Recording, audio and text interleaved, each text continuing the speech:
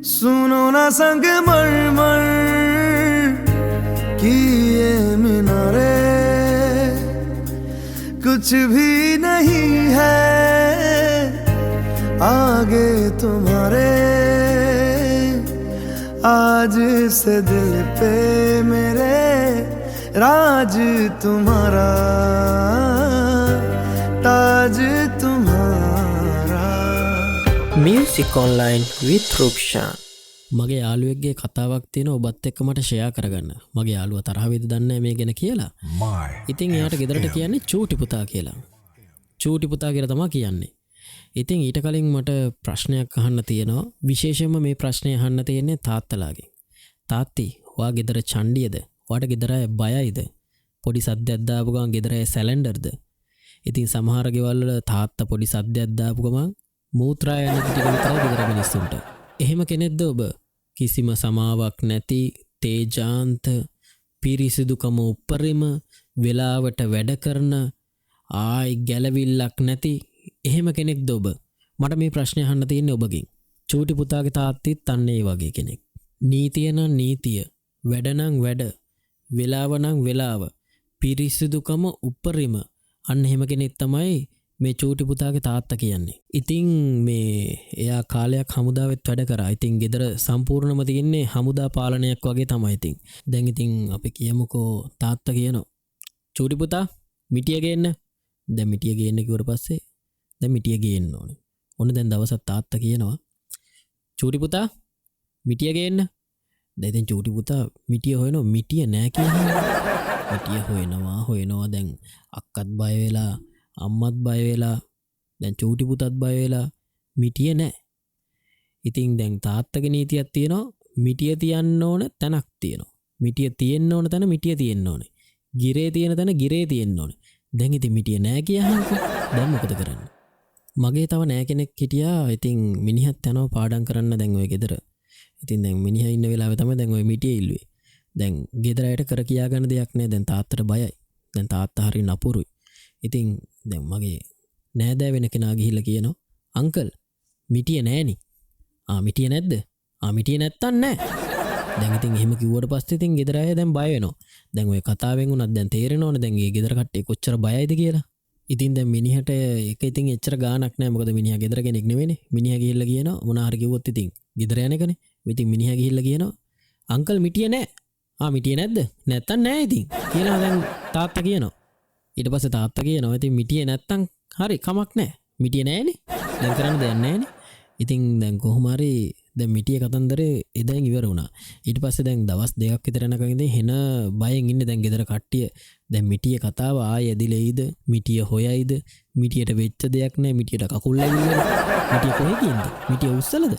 දැන් වෙච්ච දෙයක් කවුරුත් දන්නේ නෑ මිටියට මොකද්ද වෙලා තියෙන්නේ කියලා. දැන් මේ කතාව හැමම ඉවර වුණා. දැන් ඒ වුණාට දැන් මේ මිටිය ප්‍රශ්නෙට චූටි පුතා බය වෙලා ඉන්නේ, අක්කා බය වෙලා, අම්මා බය වෙලා. ඉතින් දැන් මිටියට වෙච්ච දෙයක් නෑනේ. ඕක එක කතාවක්. දැන් මේ කතාව ඇහුනම ඔබට හිතනවා ඇති වචනේ නම් වචනේ. ආයි නොහිල්ලුම් පොල් මැල්ලුම් ආයි. දන්නවනේ තාත්තලා කියන්නේ කෙලින්ම වචනේ නම් වචනේ.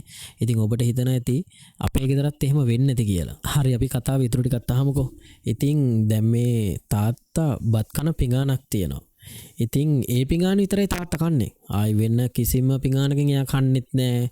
වෙන වතුර කෝප්පකින් වතුර බොන්නෙත් නෑ. ඉතින් කෝප්පේ එයාගේ කෝප්පේ යාට තියෙන්න ඕනේ සහ එයාගේ කෑම කන පිඟාන යාට තියෙන්න ඕනේ.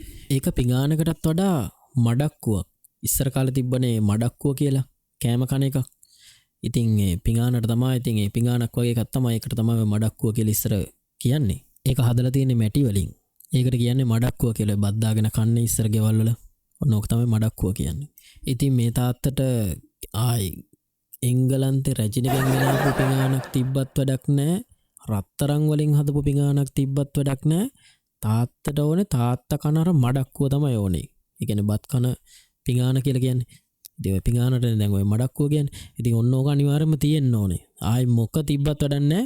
ඕක තියෙන්න ඕනේ. ඉතින් එයාගේ වතුර බොන කෝප්පේ වුණත් වෙනස් වෙන්න බෑ. යාට අනිවාර්යයෙන්ම යාගේ වතුර බොන කෝප්පේ එයා ගාව තියෙන්න ඕනේ. වෙන දේවල් වලින් එයා කන්නෙත් නෑ බොන්නෙත් නෑ. ඔන්න ඔය වගේ තත්ත්වයක් තමයි දැන් ගෙදර තියෙන්නේ. ඉතින් මිටිය ගේන්න දැන් මිටිය ගේන්න කියලා කිව්වම ඔබට හිතා ගන්න පුළුවන් මේ ටෝන් එක අන්න දැන් ඒ වගේ තත්ත්වයක් තමයි ගෙදර තියෙන්නේ. ඉතින් දැන් එනවා ඉඳ ගන්නවා කමු. හැබැයි මොනම හේතුවකටවත් ගහනවා කියන දෙයක් තාත්තා ගාව නැහැ. දැන් ඉතින් මෙයාගේ තියෙන ඔක්කොම අර හඬේ පෞරුෂත්වය තමයි තියෙන්නේ. දැන් ඒ හඬට තමයි දැන් ගෙදර කට්ටිය බය ඉන්නේ. කිව්වොත් කිව්වා කිසිම සමාවක් නැති තාත්තා කෙනෙක් තමයි මේ. ඉතින් ඒ තාත්තගේ වේව් එකෙන් තමයි ගෙදර කට්ටිය විලම්බීත වෙලා යනවා කියලා කියන්නේ. අන්න එහෙම දෙයක් තමයි දැන් මෙතන වෙන්නේ. මෝටර් සයිකල් සද්දෙත් ඇති ඉතින් මේ ගෙදර අයට බය වෙන්න. දැන් මේ ගෙදර ඉන්නවා බල්ලි. ඉතින් දැන් කිලෝමීටර් 2ක් 3ක් එහා තියෙන ෆැක්ටරි ඉඳන් තාත්තා බයික් එක ස්ටාර්ට් කරන් එනකොට බල්ලා දන්නවා තාත්තා එනවා කියලා. දැන් බල්ලා ගේට්ටුව ගාවට ගිහිල්ලා නැට්ට වනනවා, කන වනනවා. ඉතින් අකුට වනාගෙන ඉන්නකොට ගෙදර කට්ටිය දන්න ඔන්න දැන් තාත්තා එනවා කියලා.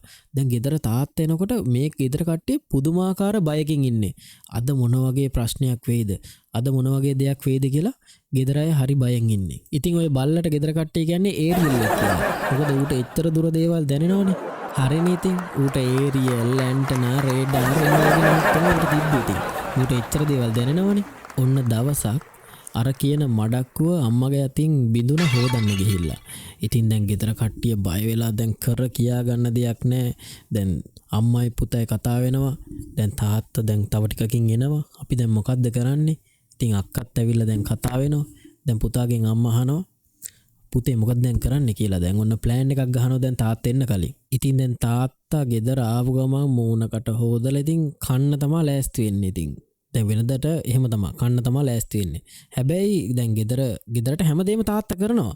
ඒ වුණාට මිටිය ඕනේ කිව්වොත් අනිවාර්යෙන් මිටිය දෙන්න ඕනේ. දන්නවනේ මිටියට ඕන එක. අන්න දැන් එහෙම කතන්දරයක් තමයි මෙතන යන්නේ. දැන් තාත්තා ඇවිල්ලා කමු කිව්වට පස්සේ දැන් මොකේ දාලා දෙන්නද? බේසමක දාලා දෙන්නද කන්න? ඔන්න ඒත් එක්කම දැන් ඒරියල් එළියට පැනලා ටක ගාලා දැන් මුගේ කන් වනනවා නකුට වනනවා. දැන් ඔන්න දැන් අම්මයි පුතයි අක්කයි දැන් දන්නව තාත්තා මගේ එනවා කියලා. දැන් තාත්තා තව පොඩි වෙලාවකින් අනිවාර්යෙන්ම දැන් ගෙදර එනවා. දැන් මොකද්ද කරන්නේ? පුතේ අපි දැන් මොකද්ද කරන්නේ කියලා දැන් කට්ටිය ප්ලෑන් එකක් ගහනවා. දැන් විනාඩි 20ක් විතර යනකොට දැන් ඔන්න දැන් තාත්තා එනවා. දැන් ඇහෙනවා ගඩ දැන් තාත්තා මගේ එනවා. දැන් ඇවිල්ලා බයික් එක ගේට්ටුව නවත්තනවා. එකපාරට කුස්සිය පැත්තෙන් ලොකු සද්දයක් ඇහෙනවා. අක්කා කෑ ගහනවා. අනේ අම්මේ ගාලා කෑ ගහනවා. දැන් එතකොට චූටි පුතාත් දැන් පාඩම් කර ඉන්නේ. දැන් චූටි පුතා දුවනවා. දැන් චූටි පුතා දුවන්නේ ගෙදර මැදින් දුවන්න පුළුවන් එක දැන් තාත්තට පේන්න ගෙදර එළියට ඇවිල්ලා තමයි දැන් දුවන්නේ. දැන් තාත්තට පේන්නත් එපේ දැන් දුවනවා. දැන් කුස්සිය පැත්තට යනකොට අම්මා වැටිලා තාත්තා බත් කන මඩක්කුව බිඳිලා දැන් තාත්තා දුවගෙන ඇවිල්ලා අම්මව දැන් අම්මට දැන් මොන සද්ද දැම්මත් තාත්තා අම්මට ගොඩක් ආදරේ. ඉතින් හැම තාත්තා කෙනෙක්ම ගොඩක් සද්ද දාගෙන හිටියත් ආදරේට ආදරේ අනිවාර්යෙන්ම ආදරේ. තාත්තා දැන් දුවගෙන යනවා කුස්සියට යනවා. එකපාරට දැන් දෝතට ගන්නවා. දැන් තම බිරිඳව දැන් ආදරෙන් යා අතට අරගෙන අහනවා සුදු මෙනික වාට මොකද උනේ? දැන් ඊට පස්සේ හොස්පිටල් යනවා. පැය ගණන් ලත වෙනවා. රිපෝට්ස් ගන්නවා. ඩොක්ටර්ස්ලාගෙන් අහනවා ඩොක්ටර් මෙයාට මොකද්ද තියෙන ප්‍රශ්නේ? ඊට පස්සේ ඩොක්ටර්ස්ලා කියනවා මෙයාට පොඩි කම්පන තත්ත්වයක් ඇති වෙලා තියෙන්නේ. බය වෙන්න දෙයක් නැහැ. ඒ වුණාට අපි තව දවසක් දෙකක් බලමු ඉස්සරහට මොකද වෙන්නේ කියලා. එහෙම දැන් ඩොක්ටර්ස්ලා කියනවා.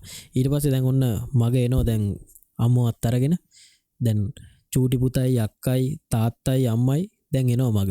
දැන් ඒක පාරට අම්මා කියනවා මහත්තයාගේ පිඟාන මගේ අතින් හොද ඉද්දි එකපාරට මගේ අතින් බිඳුණා. මට කලන්තයක් වගේ ආවා කියලා දැන් අම්මා කියනවා. මෙච්චරයි තාත්තා කියන්නේ. දැන් ඔන්න ගෙදර එනවා. තාත්තා කියන්න විතරයි. දැන් ඒ වුණාට ඒ වචනේත් ඇති ගෙදර කට්ටියට බය වෙන්න. දැන් ගෙදර ඇවිල්ලා ඕන දැන් වෙන පිඟානක කනවා. කවදාවත් වෙන පිඟානක කාපු නැති තාත්තා අද වෙන පිඟානක කනවා. දැන් ගෙදර අයටත් පුදුමයි.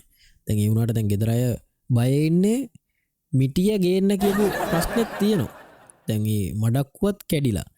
දැන් ඔහොම දැන් දින ගෙවිලා යනවා. කතන්දරේ ඉවර වෙනවා. දැන් තාත්තා කාලි ඉවරලා පිඟානක් දීලා දැන් ඔන්න අම්මා දැන් වතුරයක් අරන් එනවා. මහත්තයා දවලුවත් පාත් කළා කියන්නේ මහත්තයා මේ වතුර එක කියලා කියනවා. එකපාරටම තාත්තා කියනවා අර හවස වෙච්ච වැඩේ මගේ හිතට එච්චර හරි නෑ. අර හවස වෙච්ච වැඩේ මගේ හිතට එච්චර හරි නෑ කියලා දැන් තාත්තා කියනවා. දැන් කොහොමද ඔබේ මානසිකත්වයේ කතාව අහගත්ත නේද? ඉතින් මම දැන් ඔබෙන් අහන්නේ ඔබට ගෙදර සැලෙන්ඩර්ද? ගෙදර කට්ටිය බයයිද? ගහකොළ හෙල්ලෙන්නේ නැද්ද? හුණු කෑ ගහන්නේ නැද්ද? බල්ල බුරන්නේ නැද්ද? ඔබත් ඒ වගේ දැවන්ත චරිතයක්ද? දැන් ඉතින් මේ කතාව වෙලා ගොඩක් කල් දැන් මගේ යාළුවා ඉන්නේ රට. ඉතින් යාළුවා රට ඉඳන් පස්සේ තාත්තා යාළුවගේ අත් දෙක අල්ලන් අඬනවා. ඉතින් තාත්තට කියාගන්න බැරි ලොකු සිතුවිලි ඇති. ඉතින් හිතේ හිර කරගෙන.